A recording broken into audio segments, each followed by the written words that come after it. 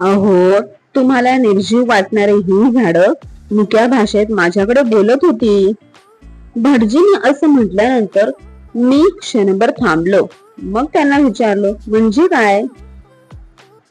तर त्यांनी मला असं सांगितलं की त्यांचे दुःख निश्वास मला कळत होते, त्यांचे समाधानाचे उद्रेक मला प्रतीत होत होते. तुम्हाला मुलं बाळ आहेत ना?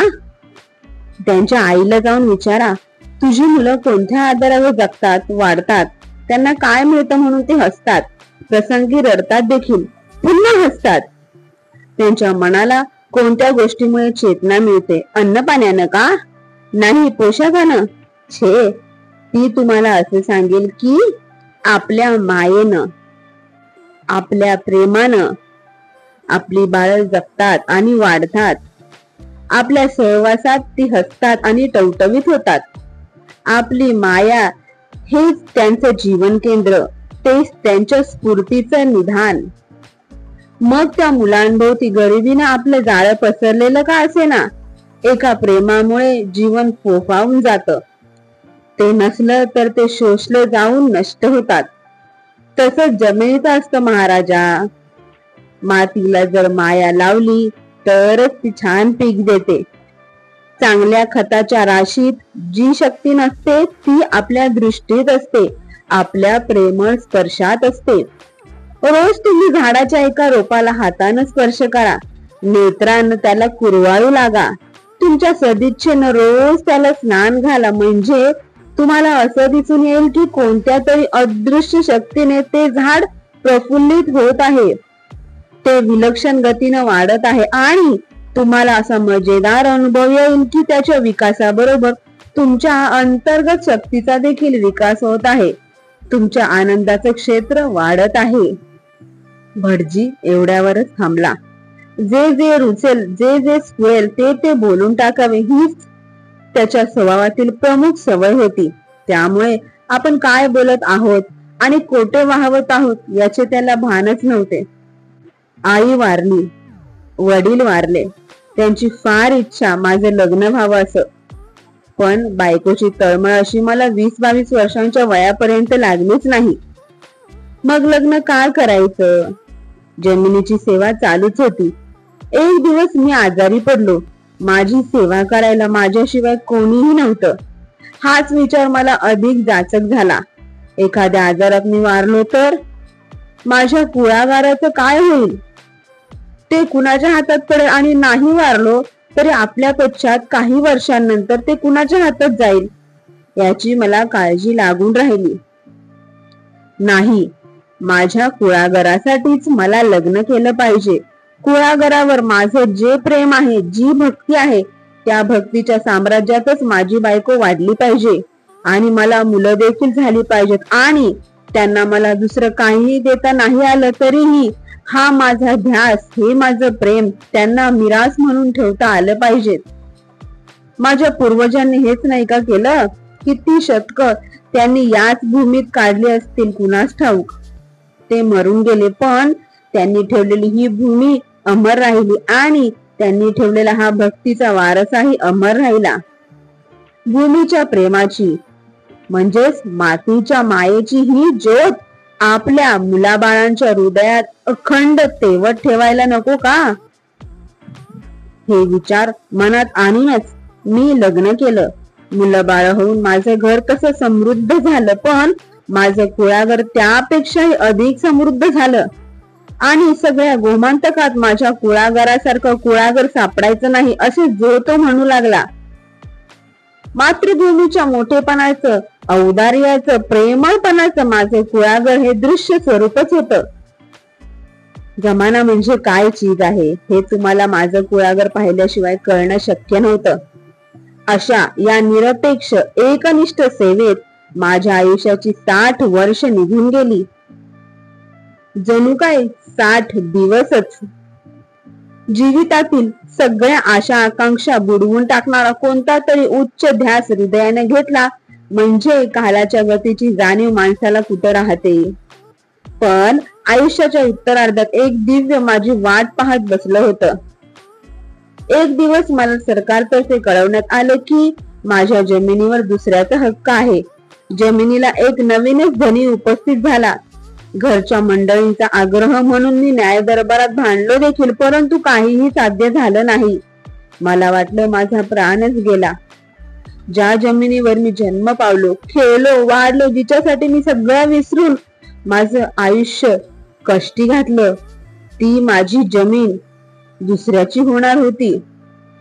माझ्या सानिध्याच्या उभेनं आणि श्वासोच्छवासाच्या स्पर्शानं जी झाडं वाढली ती मला कायमची अंतरणार होती. पण काय करणार, दुर्दैवापुढे इलाज नव्हता. पण आता जगायचं कसं हा मला प्रश्न पडला. जमिनीशिवाय जगणं हे मला काही शक्य नव्हतं. बायको आणि मुलं दुसरीकडे निघून गेली, पण मी 3 दिवसांपर्यंत त्या कुळागरात वेड्याप्रमाणे उपाशीच भटकत राहिलो. 4थ्या दिवशी दर झाडापाशी रडून झाडांना आलिंगन देऊन मी तिथून निघालो. तेव्हापासून गेला महिनाभर मी गोमंतकभर जमिनीच्या शोधार्थ फिरत आहे. तुमची कुळाची जमीन माझ्या नजरेला पडली आणि माझं हृदय उचंबळून आलं. काया भुसभुशीत मातीची ती जमीन माझ्या दयेची याचना करीत पडलेली आहे असा मला भास झाला. आपल्या उदरात रस रूपानं साठवून ठेवलेलं वैभव फल समृद्धीच्या रूपानं जीवनाला देणं हाच तिचा धर्म. आणि या धर्माप्रमाणे वागता न आल्यामुळे ती जणू काय पीडित झाली होती. तिच्या कणाकणातून आर्त स्वर निघत होता. त्या जमिनीच्या स्पर्शासाठी माझे हात स्फुरू लागले. मी तिथं जाऊन आनंदाने फिरलो. त्या जमिनीची माती हातात धरून ती हुंगली. तिथे काही तास बसलो. निरनिराळे सुख स्वप्न योजली. तिच्या सानिध्यात माझं वार्धक्य, माझी दुःख, माझे भग्न मनोरथ सगळं काही विरून गेलं आणि माझं हृदय नवचैतन्यानं उडू लागलं. वाटलं मी तरुण आहे. ही जमीन कित्येक वर्ष माणसाच्या स्पर्शासाठी हपापलेली आहे. ही जमीन मला हाका मारित आहे, माझ्यासाठी तळमळत पडली आहे. माझे कुळागर केलं, पण दुसरी जमीन परमेश्वरानं मला दिली. एकच भूमाता वेगळ्या स्वरूपात तिथं मला दिसली. चांगली वसलेली भरपूर पीक देणारी जमीन मला नको होती. मला माझ्या कष्टांनी नवीन राज्य वसवलं पाहिजे होतं. उष्णतेनं करपलेल्या, दुःख निश्वास टाकणाऱ्या त्या भूमीतून मला फळा फुलांचं हास्य जागोजाग फुलवलं पाहिजे होतं. जिथं पावसाशिवाय पाण्याचा थेंब नव्हता तिथं मला पाण्याचे प्रवाह खेळवले पाहिजे होते. जिथं एखादा पक्षी चुकून फिरकत नसे तिथं पक्ष्यांची भिरी वृक्षराजींच्या दाटीत बसून आनंदानं घरटी करीत आहेत, गात आहेत, नवी सृष्टी वसवीत आहेत, असं मला केलं पाहिजे होतं. मी सध्या एकटा आहे. लोकांना संसारासाठी, बायका पोरांसाठी भूमी पाहिजे असते, पण मला भूमीच्या संसारासाठी बायका पोरं पाहिजे होती. ती जमीन गेली, मग मला बायका पोरांची काय गरज होती? या नवीन जमिनीत मी नवीन संसार उभारणार होतो. भटजी बोलतच होता. गाडी पुण्याच्या स्टेशनात थांबली आणि आम्ही खाली उतरलो. थोड्याच वेळात आम्ही त्या जमिनीत पोहोचलो. तिच्यावर नजर पडताच भटजींच्या नेत्रात विलक्षण तेज चमकू लागलं. आनंद भराने त्याचा चेहरा खुलला. त्याच्या अवयवात चैतन्य शिरल्यासारखे झाले. त्या जमिनीचे स्वरूप पाहून मी हताश झालो, पण भटजी मात्र लहान मुलाप्रमाणे आनंदाने बागडू लागला. मला वाटले हा माणूस खरोखरच वेडा तर नसेल ना. जमिनीवर दाट झाडं झुडपे वाढली होती. एका बाजूला डोंगर उभा होता, दुसऱ्या बाजूला मोठ्या मोठ्या वृक्षांचे रान माजले होते. कुणालाही हे दृश्य पाहून असे वाटले नसते की या वृक्ष जमिनीत सुपीकता दडून बसली आहे. तेथील भयांता तेवढी मला प्रतीत होत होती, परंतु भटजीला भविष्य काळातील दृश्य दिसत होते. तो खणून पाही, माती हातात घेऊन तिची चिमूट तोंडात टाके आणि म्हणे, सुपीक जमिनीचे सगळे गुण या मातीत आहेत. थोड्याच वर्षात तुम्ही ही जमीन ओळखायला विसराल. त्याच्या त्या उच्च वेडाला मी मनात हसतच होतो.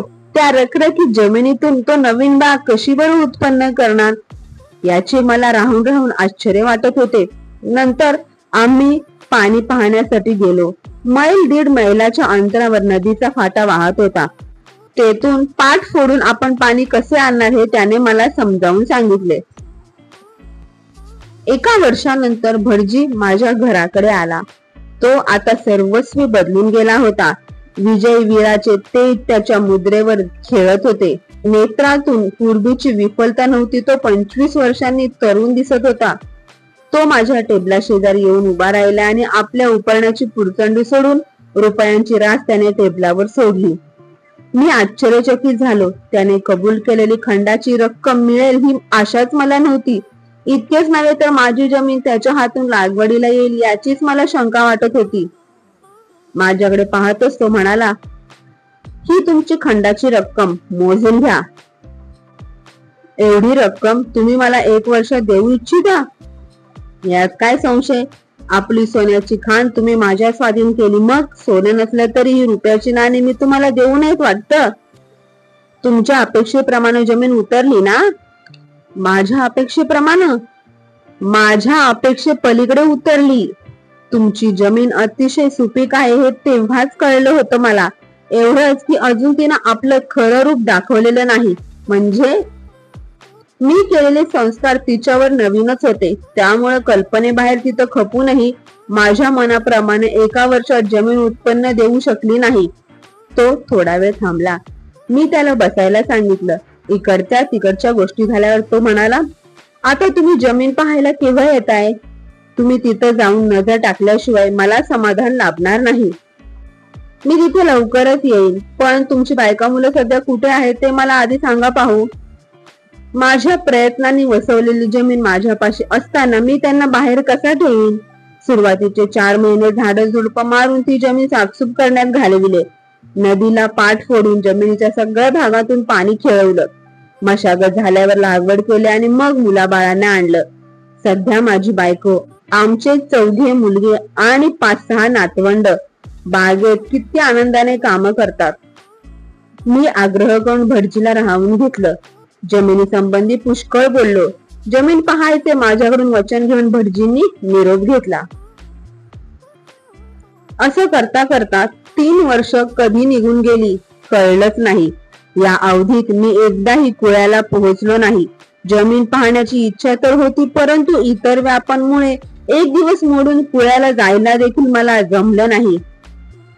भटजी मात्र दरवर्षी नेमाने खंडाचे रुपये आणून देई व आपण तयार केलेली बाग पाहून जाण्याबद्दल नेहमी विनंती करी. हा प्रकार 3 वर्ष चालू राहिला. 4थ्या वर्षी भटजी रक्कम घेऊन आला. त्यावेळी त्याच्या देहात व वृत्तीत कितीतरी बदल झालेला मला दिसून आला. पैसे माझ्या स्वाधीन करून शांत नजरेने माझ्याकडे पाहत तो म्हणाला, महाराज, यंदा आपण जमीन पाहिल्याशिवाय राहू नये. आपण तिचं आजचं स्वरूप पाहून तिचं कौड कौतुक केलं नाही तर मग कोण करणार? आता मी पूर्वीचा राहिलो नाही. कुळाला मी जे काही केलं आहे त्यामुळे माझ्या शारीरिक शक्ती संपुष्टात आल्या आहेत. एका विशिष्ट वयापर्यंतच मनाचं सामर्थ्य देहावर विजय मिळवू शकतं.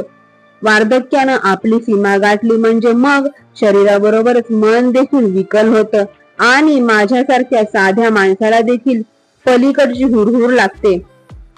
माझं नवं जग पाहून मी जगत आहे खरा, परंतु ते जगणं म्हणजे खरं जगणं नव्हे. माझ्यानं आता बागेत काम करवत नाही, मग जगण्यात मला मौज कशी वाटेल? ज्यानं आपला सगळा जन्म काम करण्यात घालवला त्याच्यावर निष्क्रियतेत दिवस काढण्याचा प्रसंग आला म्हणजे त्याला केवढ्या यातना होतील याची कल्पना करा.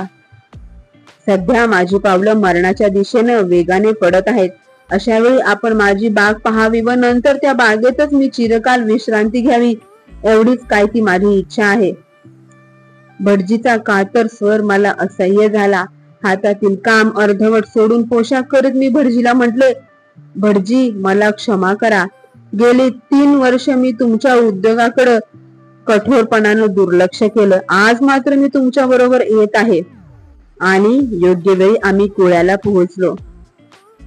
आम्ही एका टेकडीच्या माथ्यावर आलो तेव्हा भटजीच्या नव्या जगाची इशारत देत तेथे 5-50 गुरे स्वैरपणे चरत असलेली दिसली. मी खाली नजर फेकली आणि तेथून दिसणारा अवर्णनीय देखावा पाहून माझे हृदय अपूर्व आनंदाने नाचू लागले. पूर्वीच्या वृक्षतेची, भयांतेची तेथे कोणतीच खून राहिली नव्हती. भूमीच्या उदार उदरातून निघालेले व फोफावलेले कोवळे लुसलुशीत जीवन तिथे खेळत बागडत होते. निसर्गाचे बाल्य आपल्या सगळ्या वैभवानिशी तेथे चमकत असून त्या विस्तीर्ण जमिनीचे भटजीने नंदनवन बनवले होते. पक्ष्यांची किलबिल व पाण्याची खळखळ यामुळे त्या प्रदेशाला जिवंतपणा आला होता आणि वनस्पतींचे विविध सजीव रंग व आकार यामुळे त्याला विलक्षण असं सौंदर्य आलं होतं. टेकडी उतरून आम्ही खाली आलो. आपली बाग दाखवायला भटजी अधीर झाला होता. नवसायासांनी झालेले मूल सुंदर गोजीरवाने निघावे म्हणजे त्याच्या वत्सल मातेला ते पहिल्यांदाच आपल्या प्रिय पतीला दाखविताना काय होत असेल याची कल्पना केली म्हणजे तुम्हाला भटजीची मनस्थिती समजेल. आम्ही दृष्टी पडताच मळ्यात काम करीत असलेली भटजीची बायको व इतर मंडळी आमच्या भोवती गोळा झाली. सगळ्यांच्या चेहऱ्यावर एकच पवित्र आनंद चमकत होता. निसर्गाच्या आत्म्याचा मोठेपणा सगळ्यांच्या नेत्रांत जणू काय नाचत होता. भटजी म्हणाला, चला आपण थोडे फिरून येऊ. भटजी पुढे झाला. मी त्याच्या मागोमाग मंत्रमुग्धपणे चालू लागलो.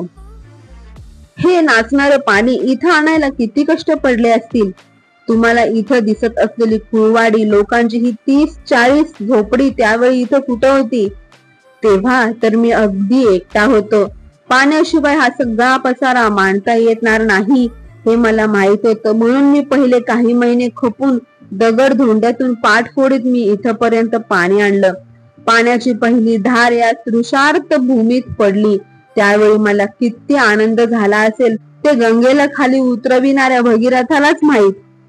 पाण्याचं अमृत इथं उतरविलेलं लोकांनी पाहिलं आणि नंतर हे कुळवाडी लोक या जमिनीची सेवा करायला माझ्याकडे आले. मी आधी हे कुळागर लावलं. पोफळीची कोवळी पोरं किती वर्षांनी पीक देऊ लागतील असं तुम्हाला वाटतं, पण त्यांची फळं लवकर मिळण्याची आशा नसली तरी ती उत्पन्न केल्याचं समाधान काही लहानसहान नाही. आणि नाहीतरी आमची मुलं बाळ आहेतच ना, आपण पेरावं आणि आपण खावं अशा आकुंचित वृत्तीनं माणूस कार्यप्रवृत्त झाला असता तर जग इतकं सुंदर कसं बरं दिसलं असतं. शेकडो वर्षांपूर्वी लावलेल्या आंब्या फणसाची गोड फळं वर्षानुवर्ष आपण खात नाही का. एकमेकांबद्दल दाट स्नेहभाव बाळगून स्तब्ध उभ्या असलेल्या चिमुकल्या पोफळी पाहून झाल्यानंतर आम्ही बागेच्या दुसऱ्या विभागाकडे वळलो. तेथे केळी लावल्या होत्या. शेकडो झाडे दाटीने लावल्यामुळे त्यांची लांब रुंद पाने एकमेकांत मिळून एक प्रचंड हिरवेगार छप्परच जणू काय तिथे बनलं होतं. आम्ही केळीच्या वनात शिरलो. भटजी म्हणाला, काही झाडांशी आम्हा हिंदूच्या धार्मिक भावना निगडीत आहेत असं नाही का वाटत तुम्हाला. आमच्या भावनेवर परंपरागत रीतीने आमच्या धर्माचे व संस्कृतीचे जे निरनिराळे संस्कार झाले आहेत त्यामुळे काही झाडं आम्हाला सुंदर वाटतात. ही सरळ गोल शुभ्र खोडवावरती हिरव्यागार पानांचा डौलदार झुपका यामुळे आकर्षक वाटणाऱ्या या केळी म्हणजे हिंदू संस्कृतीच्या पावित्र्याचं आणि औदार्याचं प्रतीकच आहे. या केळीचे 3 हात लांबीचे हे भरभक्कम गड पहा. याचं एक एक केळ हातभर वाढतं बघा. यांना आपण मैंडोळी केळी म्हणतो. आणि आपल्या एका नातवाला जवळ बोलावून भटजीने म्हटले, धन्यासाठी 2 मेंढोळी केळी घरातून घेऊन ये पाहू. मुलगा धावतच घरात गेला आणि लवकरच 2 मोठी पिकलेली केळी आणून त्याने माझ्याकडे दिली. भटजी म्हणाला, ही केळी खाऊन तर बघा म्हणजे तुमची जमीन किती गोड आहे हे तुम्हाला कळून येईल. हे शब्द ऐकून मला हसू आल्याशिवाय राहिले नाही. आम्ही बराच वेळपर्यंत बागेत हिंडलो. भटजीने प्रत्येक लागवडीकडे मला नेऊन त्या संबंधीची शास्त्रोक्त व व्यावहारिक माहिती मला विस्ताराने पुरवली. एरवी मला ती कंटाळवाणी वाटली असती, परंतु भटजीच्या रसरशीत वाणीतून अनुरूप हावभावानिशी निघताना ती मला कंटाळवाणी बिलकुलच वाटली नाही. माझे 2 तास केव्हाच निघून गेले. बागेतील फळे पोटभर खाल्ल्यानंतर मी जाण्यास निघालो. भटजी मला बागेच्या कुंपणापर्यंत पोहोचवायला आला. आदर आणि कृतज्ञता यांनी भरलेल्या नजरेने मी भटजीकडे पाहिले. जगाला अज्ञात राहिलेला, लौकिक मोठेपणाची हाव न बाळगलेला, समाजाच्या दृष्टीने अडाणी व क्षुल्लक असा तो साधा सरळ माणूस त्या सृष्टीचा निर्माता होता. त्याने भूमातेचे पांग फेडले होते. मी त्याच्याकडे आदराने वळून पाहिले आणि त्याचा निरोप घेतला. काही दिवसांनंतर ताळ करून मला अकस्मात कुळ्याला बोलावण्यात आले. मी अधीर मनाने तिथे गेलो. बागेपासून हाकेच्या अंतरावर येतो तेच आकाशात धुराचे लोट चढत असलेले दिसले. बागेपर्यंत मी धावतच गेलो. तेथे भटजीच्या निधनाची हकीकत मला कळली. बागेच्या एका कोपऱ्यात भटजीचा देह दहन करण्यात आला होता. मी चितेच्या शेजारी साष्टांग नमस्कार केला. भूमातेचे लाड पुरविताना हा अज्ञात वीर अनंतात विलीन होत होता. थोड्या वेळानंतर मी भटजीच्या घरी गेलो. सगळी मंडळी रडू लागली. भटजीला आकस्मिक मरण आले होते. तो प्रसंग जितका करून तितकाच उदात्त होता. आयुष्यात पहिल्यांदाच मला एका दैवी भावनेचा साक्षात्कार होत होता. मी सगळ्यांना जवळ बोलावून सद्गदित स्वरात म्हटलं, या जमिनीवर आजपासून माझा अधिकार नाही. ज्यांनी ती वसवली आणि तिला खरीखुरी जमीन करून तिच्यासाठी देह ठेवला, त्या महात्म्याची ही जमीन आहे. त्यानं ठेवलेल्या जमिनीच्या मायेचा हा वारसा तुम्ही पुढे चालवा. इतके सांगून मी शून्य मनाने तिथून परतलो. आकाशात अजून धूर चढतच होता. त्या धुराच्या विरल वलयांत भटजीचा दिव्य संदेश सारे वातावरण व्यापून टाकीत आहे असा मला भास झाला. मातीची माया काय असते हे मला भटजीकडूनच खरेखुरे कळले. मातीची माया आणि मायलेकराची माया ह्यात काहीच फरक नाही. धन्यवाद.